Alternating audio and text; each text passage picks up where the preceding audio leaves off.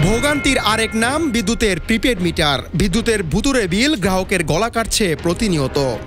ভাই কি কইতাম, কপালটা মন্দ। এই যে বিল মিটার গিয়ে কাঠ মিটার আইয়া আমাকে সব শেষ। 1000 টাকা বলে যাইছু যাই এই মিটারের মধ্যে জানা শেষ ভাই। বিদ্যুৎ ভোগান্তি লাঘব করার লক্ষ্যে প্রিপেড মিটার চালু করেছে Dhaka power distribution company DPDC. এই পদ্ধতিতে গ্রাহক আগাম মিটার রিচার্জ করে বিদ্যুৎ সেবা গ্রহণ করেন। তবে ভোগান্তি কমাতে গিয়ে এ যেন নতুন ভোগান্তি সৃষ্টি করছে গ্রাহক পর্যায়ে। এখন মিটার টাকা ভরা আমাদের জন্য খুব কষ্টদায়ক, কারণ ডিসিস টাকা ভরতে গেলে ডিসিস উল্টাপাল্টা হয়ে যায়, আবার ভুল হয়ে যায়। 180 টাকা করে নাম্বার আসে, আর এখানে দিতে আসলে ঘন্টার পর ঘন্টা দাঁড়ায় থাকতে হয়। নতুন এই ব্যবস্থা নিয়ে গ্রাহকদের অভিযোগ দীর্ঘদিনের। ডিজিটাল এই মিটার অস্বাভাবিক হারে টাকা কেটে নেওয়া হচ্ছে বলেও অনেকে অভিযোগ তুলেছেন। কাঠ মিটারে বেশি দিলে আগের তো আমগো বালা, আমরা গরিব মানুষ সাথে বিল দিতে পারি না।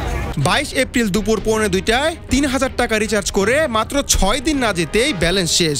এপ্রিল মাসে মাত্র 28 দিনে আমার 6000 টাকা সাবার করে দিয়েছে রাক্ষুসে এই প্রিপেড মিটার।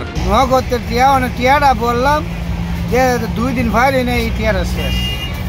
টিয়ারা শেষে আমরা গরিব মানুষ এই চুক্তিবাতি করে খাই। পরে বিদ্যুতের এক কর্মচারীর সঙ্গে কথা বললে তিনি জানায়, মাসের শেষ পর্যায়ের দিকে বিদ্যুতের বিল একটু বেশি কাটে, প্রথম দিকে কম কাটে।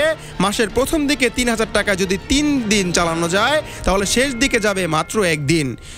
বিদ্যুৎ বিল দিবে রাইছি, মানে 2 ঘন্টা দাঁড়া আছি এই পর্যন্ত। এদিকে গ্রাহকরা জানান, ঈদের ছুটিতে ফ্রিজ অন করে বাড়ির বাইরে গেলে ফ্রিজে থাকা মাছ মাংস পচে যায়।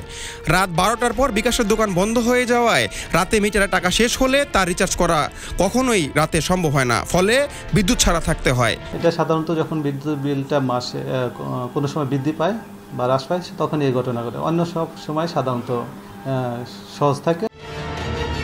এদিকে গ্রাহকের একটাই দাবি, অনতিবিলম্বে এই প্রিপেড মিটার বন্ধ করা হোক। Asiful Hossain Arnab, news 21 news desk.